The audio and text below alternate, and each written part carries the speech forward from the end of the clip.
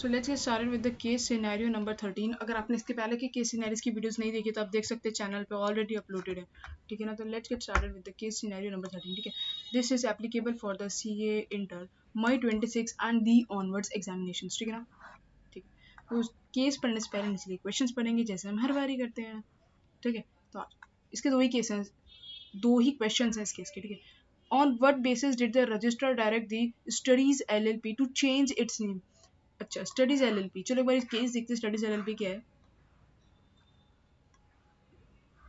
तो पहुंच गए।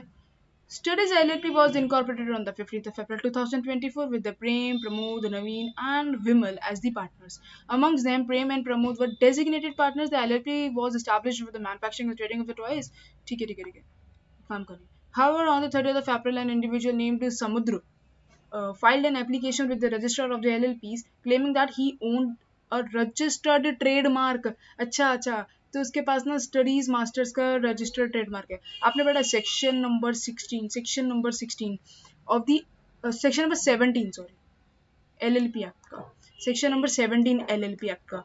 उसमें कहते नहीं है कि आपको एलएलपी का नेम चेंज करना पड़ेगा, या आप अगर किसी इंसान ने अगर आपकी एलएलपी के ऊपर फाइल करा है और आपका नेम उसकी एलएलपी से क्लोजली रिसेंबल्ड है, हाँ, पॉइंट टू बी नोटेड। अगर पार्टनरशिप रिसेंबल्ड होगा तो नहीं माना जाएगा, हाँ, क्योंकि ये एलएलपी रिसेंबल्ड है इसीलिए माना जाएगा एंड उसको नाम चेंज करना पड़ेगा, नाम चेंज भी करना पड़ेगा, ठीक है।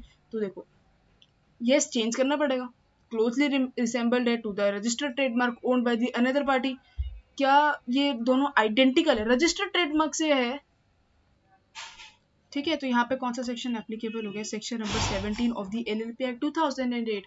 अभी पढ़ के आया ना, एलएलपी का name is closely resembled to the registered trademark. अगर आइडेंटिकल हो, क्लोजली रिसेंबल्ड हो, टू नियरली आइडेंटिकल, तो फिर आपको चेंज करना ही करना पड़ता है अपनी एलएलपी का नेम, ठीक है। देखो ऑप्शन नंबर बी ही करेक्ट है फर्स्ट का, ठीक है।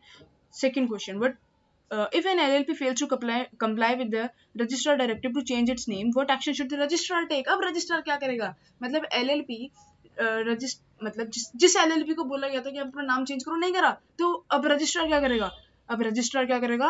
हो सकता है अपनी तरफ से कोई नाम दे दे, यानी कि सुओ मोटो अलॉट कर देगा न्यू नेम एंड इशू कर देगा एक फेड सर्टिफिकेट ऑफ इनकॉर्पोरेशन, ठीक है। तो देखो, हमने फर्स्ट का ऑप्शन नंबर बी मार्क करा था कि closely resemble to the registered trademark, ठीक है, एज पर देखो ट्रेडमार्क्स एक्ट 1999, ठीक है। और देखो क्वेश्चन नंबर 2 जो कि मैंने आपको बताया, अब यहाँ पे रजिस्ट्रार सुओ मोटो एक न्यू नेम अलॉट करेगा और इनको एक fresh certificate of incorporation issue कर देगा, ठीक है ना। जिस एलएलपी का नेम चेंज होना है उस एलएलपी के, तो अपनी सेक्शन नंबर 17 ही एप्लीकेबल है। Thank you very much.